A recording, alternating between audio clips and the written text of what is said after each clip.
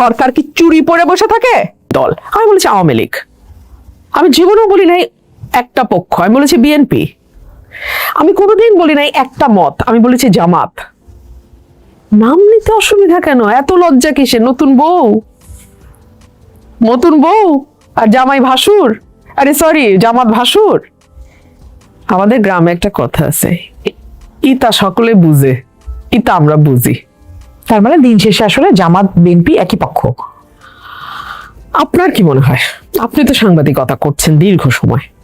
সাংবাদিক মন্তব্য করতে পারে না, দর্শক জনগণ সেটা যদি হয়েই থাকে তাহলে আপনার কাছে এখন মানে আমি জানি না, আপনার এই কথা থেকে আমার একটা মনে হচ্ছে যে এই মুহূর্তে যে উগ্রবাদের যে উত্থান আমরা দেখছি, যে আমি প্রথমে আপনাকে প্রশ্ন করেছিলাম যে 100 দিন পার হয়েছে একটা সরকারের, ঠিক কোন কোন জায়গায় আপনি সফলতা দেখছেন? আমরা যেটা দেখছি যে উগ্রবাদের উত্থানটা আসলে আমরা মনে করেছিলাম যে একটা রাজনৈতিক সরকার যখন আসবে তখন ইন্টারিম গভর্নমেন্টের সময় যে ধরনের উত্থান হয়েছিল সেটা হয়তো কমে আসবে বা নিয়ন্ত্রণ করতে পারবে, কিন্তু সেটা দেখা যাচ্ছে না। এর পেছনের কারণ আপনার কাছে কি মনে হয়? এই বন্ধুত্ব?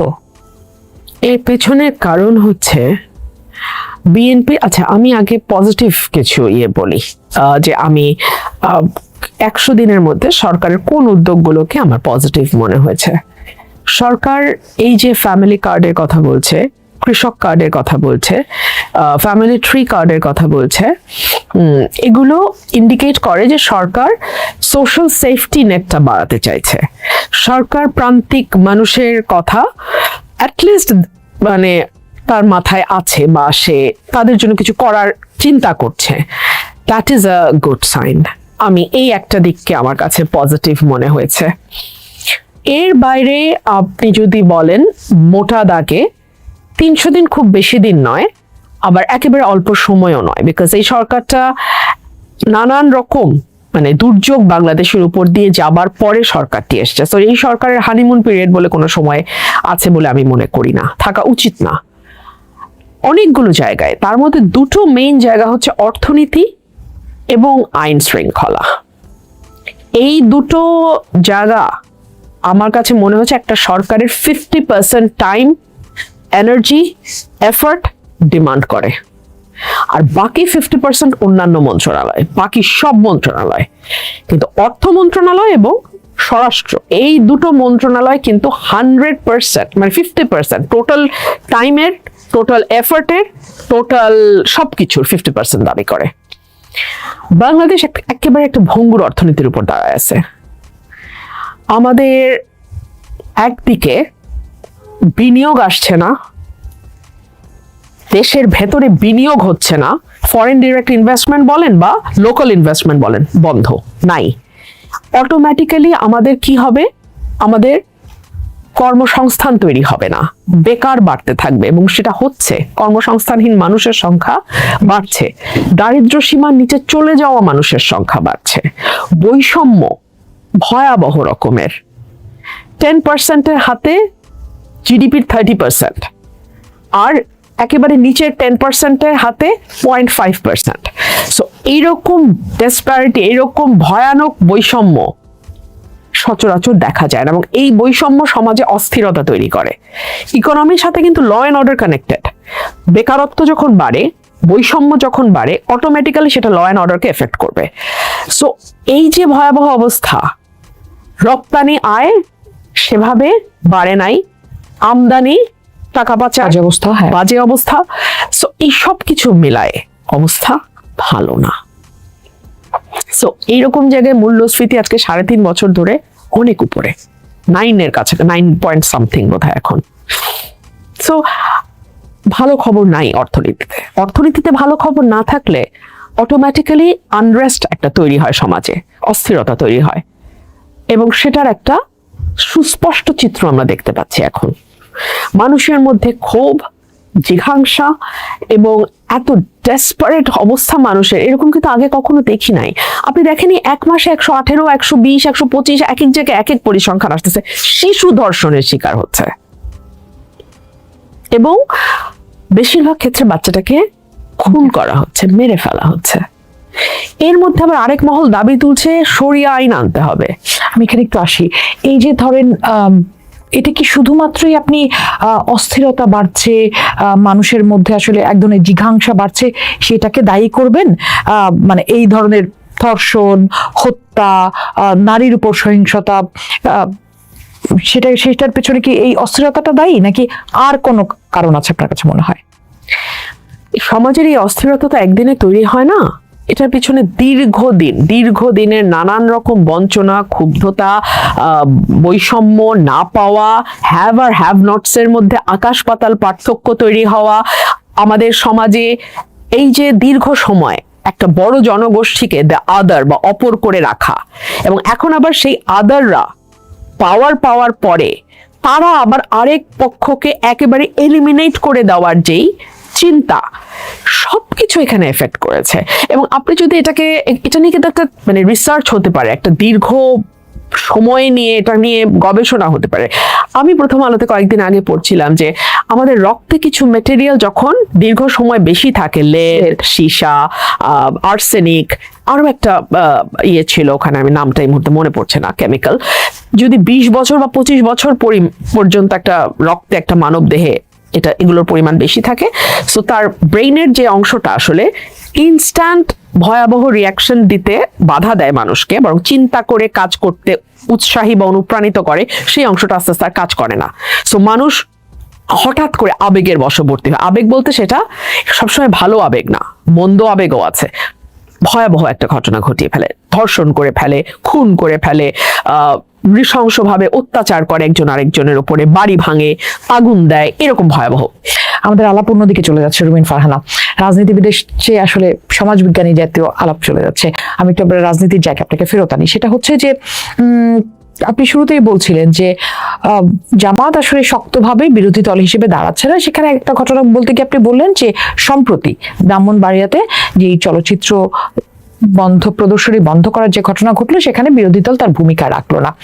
কিভাবে জামাত এখানে ভূমিকা রাখবে? কারণ সেখানে তো এই চলচ্চিত্র রাখে নাই, জামাতের ভূমিকা রাখে নাই, কিন্তু সেটা প্রতিবাদ করে। সরকার যেটা বন্ধ করলো, সরকার যে মানে বন্ধ সহযোগিতা করলো, দে আর অন দ্য সেম পেজ, তারা তো ভিন্ন মত নয় এই ব্যাপারে, তারা কেন ভূমিকা রাখবে? আমি জামাতের ভূমিকা আশা করিনি। আমি বরং এটা এভাবে বলি ফারহানা, যে এখানে সরকারের একটা সুযোগ তৈরি হয়েছিল নিজেকে জামাত থেকে বিচ্ছিন্ন করার, বা তারা যে মানে সংস্কৃতি, আমাদের কৃষ্টি কালচার, সিনেমা, গান, এগুলোকে লালন করে, ধারণ করে, অর্থাৎ মধ্যবিত্তের যে কালচার, সেটা যে বিএনপি সেটাকে রিপ্রেজেন্ট করছে। তাদের ভোট তো বিএনপি ঘরে গেছে, তাদের ভোট তো জামাতের ঘরে যায় নাই। বিএনপি তো তার সেই ভোটারদেরকেও হতাশ করেছে।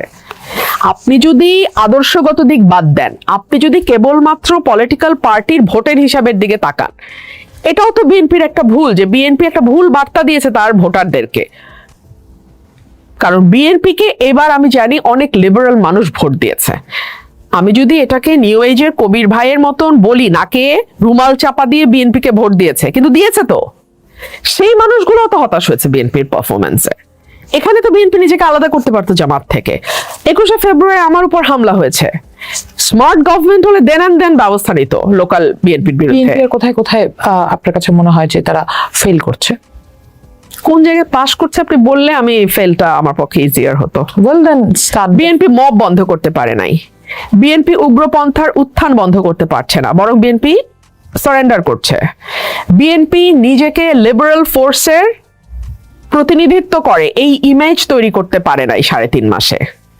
রাদার বিএনপি এখন ট্যাসিট বা দূরবর্তী উগ্রপন্থার একজন ধারক বাহক হিসেবে নিজেকে আবারও পরিচয় দিচ্ছে, প্রমাণ করছে। কিরকম? আমি বনলতা এক্সপ্রেস নিয়ে তো আমি আমার এলাকা নিয়ে বলবো, বিএনপির উচিত ছিল ওই ফিল্ম সোসাইটির অল্প গুটি কয় ছেলে, তাদেরকে প্রোটেকশন দিয়ে ফিল্ম প্রদর্শনের ব্যবস্থা করা, কারণ এটা তো সরকারের চলচ্চিত্র বোর্ড থেকে অনুমোদিত হয়ে এসছে, তাই না? বিএনপি উল্টো 7 গাড়ি পুলিশ দিয়ে ফিল্ম বন্ধ করছে, একটার পর একটা মাজার ভাঙা হচ্ছে। আমি ছাড়া, আমি আবারও মানে একেবারে আপনি এটাকে ব্র্যাগিং বলেন আর যাই বলেন, আমি ছাড়া একটা পলিটিশিয়ান মাজার ভাঙার বিরুদ্ধে কথা বলে না। কেন? কাদেরকে খুশি করতে চায় তারা? নারীর উপর অবমাননার ক্ষেত্রেও কথা কম বলছে। এগুলো তো একটার সাথে একটা ইন্টার কানেক্টেড, আপনি একটার সাথে একটা তো কানেক্টেড, তাই না? আপনি নারী সংখ্যালঘু, ইন্ডিজিনিয়াস পিপল, মার্জিনালাইজড পিপল, মাজারপন্থী মানুষ, এগুলো তো সব একটার সাথে একটা ইন্টারকানেক্টেড। আপনি একজনকে যখন আপনি প্রোটেকশন দিচ্ছেন না, বা এক গোষ্ঠীকে যখন প্রোটেকশন দিচ্ছেন না, অটোমেটিক্যালি মেসেজ চলে যাচ্ছে বাকি গোষ্ঠীগুলো আপনার কাছে আর প্রোটেকশন পাবে না। সেক্ষেত্রে কি আপনার মনে হয় যে মানে এখানে কি আসলে বিএনপিকে একটু সময় দেওয়া দরকার, যে মাত্র 3 মাসের একটা দল, আসলে এখনই সেইটাতে মানে এত দ্রুত আসলে তার সাথে তার পক্ষে এত কিছু করা সম্ভব কিনা, এই সময়টুকু কি আসলে দেওয়া উচিত না বিএনপিকে? না, উচিত না। আমি আপনাকে বলেছি, এই শুরুতেই বলেছি, এটার হানিমুন পিরিয়ড বলে কিছু নাই। পানি অনেক দূর গড়িয়ে গেছে, অন্তত এই ক্ষেত্রগুলিতেই পানি অনেক দূর গড়িয়ে গেছে। সো এই ক্ষেত্রগুলোতে আপনি ইমিডিয়েট অ্যাকশনে যাবেন। অর্থনীতি পুনরুদ্ধার একটা দীর্ঘ প্রক্রিয়া হতে পারে। অর্থনীতি পুনরুদ্ধারের জন্য আপনি সরকারকে কিছু সময় দিতে পারেন, কিন্তু আইন শৃঙ্খলা, যেটা মানুষের জীবনের সঙ্গে ওতপ্রোতভাবে জড়িত, মানুষের বেঁচে থাকার সঙ্গে ওতপ্রোতভাবে জড়িত, আপনি 1 সেকেন্ডও সময় দিতে পারেন না। কিন্তু আমরা তো দেখছি বিএনপি অনেক মানে যেটা পুরনো অনেক চর্চা, সেই জায়গা থেকে ভেঙে বের হয়ে আসছে। আমরা দেখছি তারেক রহমান আগে যেরকম ছিল যে বিভিন্ন ধরনের গাড়ির বহর নিয়ে প্রধানমন্ত্রী চললেন, সেই জায়গা থেকে বের হয়ে আসছেন। অনেক জায়গায় দেখা যাচ্ছে যে খুব স্বাভাবিক একটা সুস্থির মানুষ, একটা সাধারণ মানুষ, সেটা একটা চেহারা নিয়ে আসা প্রধানমন্ত্রীর, সেই জায়গাটা একটা নতুন ইমেজ তৈরি করতে চাচ্ছে বিএনপি। সেটা তো নিশ্চয়ই সাধুবাদ পেতে পারে। নানা জায়গায় বিএনপি তার এই মানে আপনি অনেকক্ষণ চিন্তা করে অনেক খুঁজে আপনি এটা নিয়ে আসলেন পজিটিভ দিক। আচ্ছা ঠিক আছে, আপনি যখন এত কষ্ট করলেন, আমি আপনার সঙ্গে এটাতে একমত, একদম। এত কষ্ট যেহেতু আপনি করেছেন খুঁজে, আমি একমত। কিন্তু ওনার এই কুল ম্যান ইমেজ যদি রামিসার মতো 118টা শিশুকে বাঁচাইতো ধর্ষণের কাছ থেকে, ওনার এই কুল ম্যান ইমেজ যদি আমাদের মাজারগুলোকে উন্মুক্ত জনতার হাত থেকে রক্ষা করতে পারত, ওনার এই কুল ম্যান ইমেজ যদি আমাদের IMF আর বিশ্ব ব্যাংকের লোন এনশোর করতে পারতো, IMF-টাই বলি এখন যেহেতু IMF নিয়ে অনেক কথা, ওনার এই কুল ম্যান ইমেজ যদি দীর্ঘ 5-6 কিলোমিটার লম্বা তেলের লাইন হঠাৎ করে দাম বাড়ানোর সাথে সাথে উধাও না হয়ে ওনার যে বক্তব্য যে তেলের ক্রাইসিস নাই, এটাকেই সত্য প্রমাণ করতে পারত, অর্থাৎ সরকারের মিথ্যা দ্বিচারিতা এবং মিথ্যাচার সেটা না হতো, তাহলে আমি এটাকে বলতাম যে হ্যাঁ, এই কুল ম্যান ইমেজটা জনগণের কাজে লাগতেছে। শোনেন, রাজনীতি খুব সহজ জিনিস না ফারহানা। এখানে ইমেজ বিল্ডিংটার সাথে সাথে যদি আপনার সাধারণ মানুষের জীবনে সেটার কোনো পজিটিভ ইম্প্যাক্ট না হয়, তাহলে কিন্তু মানুষ ওই কুল ম্যান ইমেজ খাবে না। কিন্তু সরকার তো দাবি করছে যে আইন শৃঙ্খলা পরিস্থিতি আগের চেয়ে অনেকখানি ভালো হয়েছে। আপনি তার সাথে দ্বিমত পোষণ করছেন কেন? এটা তো তার 3 মাস পত্রিকার রিপোর্ট তো সেটা বলছে না। সেটার জন্য তো দায় শুধুমাত্র সরকারকে দেওয়া যায় না। আর কাকে দিব বলেন? আমি দেই? আমরা 9 লাখ কোটি টাকা দিয়ে সরকার পুষবো, আর দায় কাকে দিব বলেন? দেই তাহলে। সেই দায় তো একই সাথে আমরা যেটা বলছিলেন আপনি, যে মানুষের মধ্যে আসলে এক ধরনের অস্থিরতা বেড়েছে মানুষের। আপনি কি মানুষকে সেই অ্যাসুরেন্স দিতে পেরেছেন তুমি ন্যায় বিচার পাবে? মানুষকে কি আপনি সেই অ্যাসুরেন্স দিতে পেরেছেন একজন ধর্ষণের শিকার হওয়া ভিকটিমও বিচারের আওতার বাইরে থাকবে না? বরং আমি দেখলাম যে দ্রুত বিচার আইনে, আচ্ছা ধীরে বন্ধু ধীরে, না আমরা তো দেখলাম যে রামিসার ক্ষেত্রে সরকারকে মুভ করতে দেখলাম, আমরা বিরোধী দলকে মুভ করতে দেখলাম, দ্রুত বিচার আইনে এই মামলাকে নিয়ে যাওয়ার ক্ষেত্রে দেখলাম। তো সরকার তো চেষ্টা করছে। Ramisa's incident is a classic example of politicization. একই সঙ্গে এতগুলো ঘটনা ঘটলো, আপনি চিন্তা করেন রামিসার বাসায় ঠিক যেদিন বিরোধী দলের নেতা গেলেন, তড়িঘড়ি করে প্রধানমন্ত্রীকেও তার লট বহন নিয়ে সেদিনে যেতে হলো, এবং ভুয়া ধ্বনি শুনে প্রত্যেকেই যার যার গাড়িতে উঠলেন। রামিসার বাবা অসুস্থ হয়ে 2 দিন পর দেখলাম হসপিটালে ঢুকেছেন, সাথে সাথে আবার 2 দল উপস্থিত। কেন? এটা তো সরকারের কাজ না। সরকারের কাজ হচ্ছে যতগুলো অপরাধ সংঘটিত হয়েছে প্রত্যেকটি সুষ্ঠু তদন্তের মাধ্যমে বিচারের আওতায় আনা। প্রধানমন্ত্রী বললেন কয়দিনের মধ্যে জানি বিচার হবে, 1 মাস বা কিছু একটা এরকম টাইম ফ্রেম দিলেন। প্রধানমন্ত্রী টাইম ফ্রেম দিতে পারেন না। এটা উনি দিতে পারেন না। এটা আবারও আমাকে সেই টোটালিটেরিয়ান স্টেটের কথা মনে করিয়ে দেয়, যেখানে অসীম ক্ষমতাময় সম্রাট ঠিক করেন কার বিচার কতদিন কিভাবে হবে, কার কি শাস্তি হবে। সরি, আমরা সম্রাটের শাসনামলে থাকি না।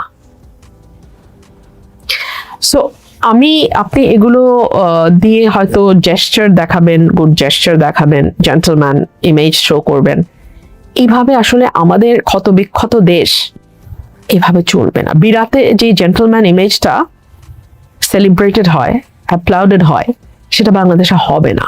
বাংলাদেশের প্রধানমন্ত্রী তাহলে কেমন হওয়া উচিত? কাজ কাজ কাজ, আমরা কাজ চাই। আমাদের বহু জায়গায় বহু ক্ষত তৈরি হচ্ছে, এই ক্ষতগুলো সারাইয়ের কাজ চাই। আমি একবারও বলিনি যে 3 মাসের মধ্যে আপনি 0 ক্রাইমে বাংলাদেশকে নিয়ে যাবেন, নো। বাট আমি একটা শক্ত মেসেজ আপনার কাছ থেকে আশা করি।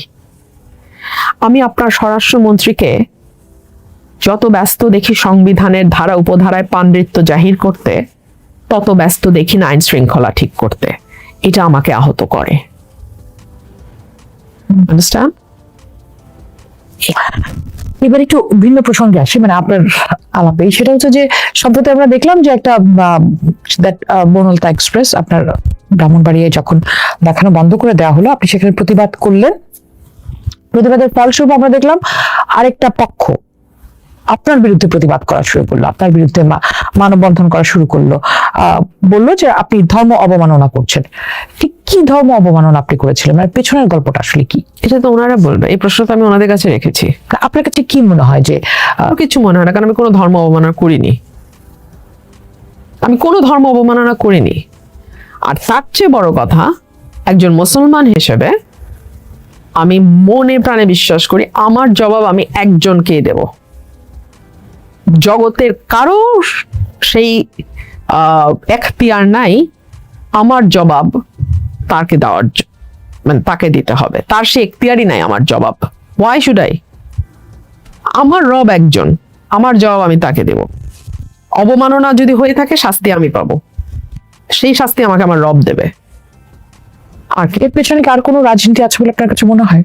থাকলেও ভালো সময় নেই বের করার। আছে তো বটে, লোকাল বিএনপির ইন্ধন আছে আমার বিরুদ্ধে, লোকাল বিএনপির ফাজলামো আছে। তো এইসব ফাজলামো আলটিমেটলি দলকে আমি দেখছিলাম যে আপনার যখন এই কর্মকাণ্ড ফেসবুকে মূলত যে দেখেছি যে বিএনপির অনেকেই সেখানে নানা রকম মন্তব্য করছেন, অশ্লীল মন্তব্য করছেন। আমরা দেখছি আপনার সাথে হেরে যাওয়া অন্য আরেকটি দলের যিনি আসলে আপনার সাথে লড়াইয়ে ছিলেন, তারই একটি মন্তব্য আমার চোখে লেগেছে, মানে বাজে রকমের যে বাজে মন্তব্য তিনি করেছেন আপনাকে নিয়ে। সো তার মানে কি এই ধর্ম অবমাননার নামের পেছনে আরেকটা রাজনীতি আছে? সার্টেনলি। আমি যখন চ্যালেঞ্জ করলাম যে তোমরা আমাকে বলো কোনটা ধর্ম অবমাননা, বলো আমাকে, যদিও আমি তাদেরকে জবাব দিতে 1 পয়সা বাধ্য না, আমি জীবনে আমি জবাব দিব না, কিন্তু এটা তো তারা বলতে পারলো না কোনটা ধর্ম অবমাননা। তারা তো বলতে পারলো না। তারা সত্যের সঙ্গে মিথ্যাকে মেশায় এবং জেনে শুনে সত্য গোপন করে। তাদের ব্যাপারে সূরা বাকারাতে স্পষ্টভাবে সতর্ক করা হয়েছে। তারা ফ্যাসাদ তৈরি করে, কিন্তু জিজ্ঞেস করলে বলে না আমরা তো শান্তি আনতে চাই। তাদের ব্যাপারে সিরিয়াসলি ওয়ার্ন করা হয়েছে কোরআনে। আপনি কিছুদিন আগে একটা বক্তব্য বলেছিলেন যে একটা গোষ্ঠী বা একটা বাংলাদেশকে মৌলবাদের ভূমি বানাতে চায়। গোষ্ঠীটা কারা? এই যে যাদেরকে আপনারা দেখছেন, যারা উগ্রপন্থায় বিশ্বাস করে, যারা বিশ্বাস করে বাংলাদেশে তারা যা বলবে সেটাই আইন, সেটাই সবকিছু, যারা ভিন্ন মত, ভিন্নভাবে অন্য মাযহাব তারা বিশ্বাসী করে না, অন্য তরিকা তারা বিশ্বাসী করে না। কিন্তু ইসলাম তো বলে যে যার যার পথ তার তার, যার যার রাস্তা তার তার, এবং প্রত্যেকেই আমার কাছে ফিরবে। কোরআনেই আছে প্রত্যেকে আমার কাছে ফিরবে, আমি ফয়সালা করে দেব তাদের মধ্যে। একদম এই লাইন আমি বাংলা কোরআন অসংখ্যবার পড়েছি, অসংখ্যবার। কিন্তু এরা এত শক্তিশালী হচ্ছে কিভাবে তাহলে এখন? রাষ্ট্রের দেখুন, আমি আপনাকে বলি, শেখ হাসিনা একবার আশা করেছিল এক সময় 13 সালের পরে যে উনি এদেরকে পক্ষপুটের নিচে নিয়ে আসতে পারবেন, মানে ডানার নিচে আনতে পারবেন। সে কারণে উনি কাওমি জননী উপাধিও নিয়েছিলেন, পেয়েছিলেন, লাভ হয়নি 2 পয়সা। তাকে ওনাদের হাতেই পরাজিত হয়ে, লাঞ্ছিত হয়ে চলে যেতে হয়েছে। আর সেখানে তো বিএনপি শিশু। বিএনপি যদি মনে করে ওদের সাথে কম্প্রোমাইজ করে ওদের সঙ্গে একটু আপোষে আপোষে প্রেম প্রেম মিষ্টি মিষ্টি না না হ্যাঁ হ্যাঁ এভাবে এভাবে টাইম পাস করবে, they will throw them out in মানে কি বলবেন 6 months মেবি। শুধুই কি আসলে একটা রাজনৈতিক দলের শক্তির কারণে এরা শক্তি পাচ্ছে, নাকি আসলে না না না রাজনীতি এত এত তুচ্ছ করেন না। রাজনীতি শোনেন, রাজনীতির কারণেই এদের বিস্তার লাভ, এদের শক্তি সঞ্চয়, এবং এদের মধ্যে এক ধরনের অ্যারোগেন্স আপনি লক্ষ্য করবেন যে ধর্ম অবমাননা বলা মানে কতল করে ফেলা যাবে। আমি দীপু দাস সহ আরো অনেক মাইনরিটি কমিউনিটির লোকের কথা জানি যারা ফেসবুক, যারা নিজের নাম লিখতে পারে না, কিন্তু তাদের নামে ধর্ম অবমাননা দিয়ে তাদেরকে পুড়িয়ে ফেলা গেছে, ঠিক আছে? এবং রাষ্ট্র এখানে ভয়ের চোটে কথা বলে না, পুলিশ প্রশাসন নিষ্ক্রিয় থাকে। গ্রামের পর গ্রাম ধর্ম অবমাননা নামে হাসিনার সময় থেকে আরম্ভ হয়েছে জ্বালায় দেওয়া। রামুতে হয় নাই, নাসিরনগরে হয় নাই, কলমাকান্দায় হয় নাই, ঠাকুরগাঁয়ে হয় নাই, কুমিল্লায় হয় নাই, রংপুরে হয় নাই, আপনি কয়টা জায়গার নাম বলতে বলবেন? যশোরে হয় নাই, অভয়নগরে হয় নাই। তার মানে এটা শুধুমাত্র কিছু রাজনৈতিক মানে একটি বা দুটি রাজনৈতিক দলের দায় না, এটা আসলে মানুষেরই পরিবর্তন হচ্ছে, মানসিক গঠনের পরিবর্তন হচ্ছে। ধর্ম উগ্রপন্থা মানে মানুষের গঠনের পরিবর্তন পরে আসতেছে, যখন বড় বড় পলিটিক্যাল পার্টিগুলো তাদের ভয়ে সারেন্ডার করছে। আমার ব্যাপার একটা কথা আসে, ওবায়দুল মুক্তাদিরকেই আমরা গুনি নাই, তুমি তো কোন ছাড়। এইভাবে কোন সরকার স্ট্যান্ড নেয় নাই। আপনি আমাকে বলেন ঘন্টা পর ঘন্টা মাজার ভাঙা হয় কি করে? সরকার কি চুরি পরে বসে থাকে? কেন সরকার নেয় না? আমি যদি এখন বিএনপির কথা বলি যে তারা তো উদারপন্থার রাজনীতি করতে চায়, মুখে বলে, বিএনপি কি করছে? মুখে বলে, ভিতরে ভয় পায়। কিন্তু এখানেই তাদের ক্যালকুলেশনে ভুল। তারা যদি একটা সভ্য রাষ্ট্র তৈরির নিয়ত না থাকে, শুধু ভোটের হিসাবও থাকে, তারপরেও তাদের উচিত ছিল উদারপন্থার মানুষের সাথে, উদারপন্থা ঠিক ওভাবে না, মানে সকল মানুষের as the citizen of Bangladesh safety and security ensure করা। উদারপন্থা টন্থাও বাদ দিলাম আমি, প্রতিটা নাগরিকের সেফটি সিকিউরিটি এনশিওর করার দায়িত্বটা তাদের নেওয়া উচিত ছিল, যদি তারা শুধু কেবলমাত্র ভোটের হিসাবেও যায়। তাহলে বাংলাদেশ কোন দিকে যাচ্ছে? মানে বাংলাদেশের রাজনীতি আসলে এখন এই বিষয়গুলোকে কিভাবে ডিল করছে আপনার কাছে মনে হয়? বাংলাদেশ এই বিষয়গুলোকে ডিল করছে না। বাংলাদেশের রাজনীতি বিষয়গুলোকে ডিল করছে না। আমরা কোন দিকে যাচ্ছি? সম্ভবত উগ্রপন্থীরা ভেবেছিল যে আমি ভয়েসলেস, ধর্ম অবমাননা শুনলেই কাঁপতে কাঁপতে পড়ে যাব। আমি তো মানুষই না, তোমরা আমাকে আগুন জ্বালায় মারবা, আমার গায়ে মারো মারো, আই এম চ্যালেঞ্জিং ইউ, মারো মারো। কিসের শক্তিতেই চ্যালেঞ্জ দিচ্ছেন? কারণ আমার পিছনে কোনো ব্যাগেজ নাই, আমার কোনো মোহ নাই। না, কিন্তু এদেরকে আপনি ডিল করছেন কিভাবে? এই যে হুমকি ধামকি হেনস্থা, how you dealing this? With full courage and honesty. I am accountable to my God only. আল্লাহ ছাড়া আমি কাউকে জবাব দিতে বাধ্য না, কাউকে না, বিশেষ করে ধর্ম সংক্রান্ত বিষয় তো নয়। আমার জবাব আমার মালিকের সাথে, আমার বোঝাপড়া আমার মালিকের সাথে। এটা সেই মালিক যিনি সমুদ্রের ফেনা সমান পাপ মুহূর্তে ক্ষমা করেন। তাহলে জগতের সৃষ্টির 100 ভাগের 99 ভাগ মহব্বত এখনো মালিকের কাছে রয়ে গেছে। এই 1 ভাগ মহব্বত দিয়ে সারা দুনিয়া চলছে, সমস্ত সৃষ্টিকুল চলছে 1 ভাগ মহব্বত। মা হিসেবে আপনার একটা ছোট্ট বেড়ালের, একটা কুকুর মা, তাদের সকলের মহব্বত আপনি এক সমষ্টি করেন, এটা সারা জগতের মহব্বতের 1 ভাগ, আর বাকি 99 ভাগ আমার রবের কাছে। সেই রবকে তোমরা পোট্রে করো এই ভয়াবহ ভাবে। তোমরা আমার রবের কোন চেহারা দেখাও, কোন ইমেজ তোমরা আনো বিশ্বের সামনে আমার রবের? এটা তো আমার রবের ইমেজ নয়। যাই হোক, আমার এই ধর্মে আমার এটা নিয়ে আমি কারোর সাথে বাহাসে যাইতেই রাজি না। পারলে ঠেকাও আমারে। একেবারে ভিন্ন জায়গায় চলে গেলাম। আসলে ইউ আর রাইট যে ঈশ্বরকে বা যে রবকে সামনে আনা হয়, একটা ভীতি তৈরি করা হয়, তাকে বলা হয় না যে ওই ওই 99 ভাগ ভালোবাসা আসলে কোথায়, যে মানে যে 99 ভাগ ভালোবাসা নিয়ে তিনি বসে আছেন তার বিরুদ্ধেই আসলে ভয় তৈরি করা হচ্ছে, মানে এদের কাজটাই হচ্ছে আসলে আপনি ভয়টা তৈরি করা। নামাজ পড়লেন না, ভাত বন্ধ হয়ে যাবে আপনার, শ্বাস বন্ধ হয়ে যাবে আপনার, শরীরের কলকব্জা কাজ করা বন্ধ হয়ে যাবে আপনার, বছরের পর বছর আপনি আপনার রবকে স্মরণ করলেন না, কিচ্ছু বন্ধ হবে না। তাহলে এই অবমাননার ভয়টা কিসের আসলে? বোগাস বু, আমি এটা না না, এই অবমাননার ভয়টা তাহলে কেন দেখানো হয়? মানে কন্ট্রোল করার জন্য, তাদের মত চাপিয়ে দেওয়ার জন্য, আপনাকে ডমিনেট করবার জন্যে, আপনাকে চুপ করিয়ে দেবার জন্যে, রুবাবা সালানা মাসানা কি কি জানি আছে ওগুলো সহজ করবার জন্যে। তার মানে ধর্ম তো রাজনীতি।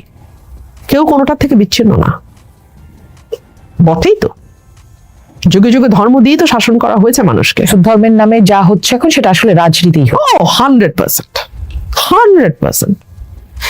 আপনি ধর্ষণের বিরুদ্ধে মুখে তালা লাগাইছেন, বলাৎকারের বিরুদ্ধে মুখে তালা লাগাইছেন, খুনের বিরুদ্ধে মুখে তালা লাগাইছেন, দুর্নীতির বিরুদ্ধে রাও করেন না, কোন রকম অন্যায় অবিচারের বিরুদ্ধে আপনি কানেই শোনেন না, কিন্তু একটা PG-13 শিশুতোষ সিনেমা নিয়ে আপনার মাথা নষ্ট হয়ে গেছে, আপনি দেখবেন না। আরে আপনি যে মুভির বাধা দেন, প্রত্যেকের পকেটে পকেটেই তো মুভি আছে। আপনাদের ইয়াং ছেলেরা কি দেখে সেই মোবাইলে, কি দেখে? আর আপনার একটা শিশুতোষ বাচ্চা, আপনাদের যদি মনে হয় এটা গুনাহ, দেখা যাবে না, দেখবেন না। আরে কেউ তো কাউকে টেনে নিয়ে আসতেছে না, দেখবেন না, হয়ে গেল। এই যে অনেকে বলছে যে শেখ হাসিনার পতনের পর বাংলাদেশে এক ধরনের ধর্মীয় উগ্রবাদের উত্থান হলো। অনেকে বলছেন যে ইন্টারিম গভর্নমেন্ট তো তাই হয়তো এটা এভাবে হ্যান্ডেল করতে পারছে না সরকার, রাজনৈতিক সরকার আসলে সেটা একটা পরিবর্তন হবে। রাজনৈতিক সরকার যখন আসলো তখন অনেকেই রাজনৈতিক সরকারকে একটা পরামর্শ দিলেন যে এই মুহূর্তে একটা সাংস্কৃতিক বিপ্লব দরকার। সেই জায়গায় কি আসলে আপনি ঘাটতি দেখছেন যে এই সরকার আসলে সেই জায়গাটা পারফর্ম করতে পারছে না? এই সরকার পারফর্ম করছে না। দেখুন, সাংস্কৃতিক বিপ্লবটা তো আপনি এক ভোরে উঠে মন স্থির করলেন বিপ্লব করবেন আর বিপ্লব হবে, বিষয়টা এরকম নয়। দীর্ঘদিন ধরে এই যে সফট পাওয়ার বা যেটাকে আমরা শিল্প, সংস্কৃতি, কবিতা, গান, নাটক, এই জায়গাগুলোতে বিএনপির কোনো রকম কোনো পদচারণা আমরা দেখি নাই। হ্যাঁ, সেই স্টার্টিং ফ্রম 90s যদি আমরা ধরি, তাও 90sটাও অত খারাপ ছিল না, বাট স্টার্টিং ফ্রম 2001 আপনি আমাকে বলেন বিএনপি করে এরকম চমৎকার 5জন রবীন্দ্রসঙ্গীত শিল্পীর নাম বলেন, নজরুল সঙ্গীত শিল্পীর নাম বলেন, দারুণ 5জন অভিনেতা অভিনেত্রীর নাম বলেন, বিএনপি করে। ক্লাসিক কাজ আছে তাদের, নাম করা কিছু মুভি আছে তাদের, পারবেন না, আপনি বলতে পারবেন না আমি জানি। আপনি লেখকের নাম বলেন, দারুণ লেখে, বিএনপি করে, সফট পাওয়ার। 5জন দারুণ, 10জন দারুণ সাংবাদিকের কথা বলেন আপনি, যাদের কাজ ছাপ রেখে যাওয়ার মতো, বিএনপি করে। হবে না, পারছেন না। তো এই সফট পাওয়ারের একটা ঘাটতি তো আছে। আর জামাত তো, আমি এটা নিয়ে আর কোনো আলাপ, জামাতের আচ্ছা, আমি যদি এখন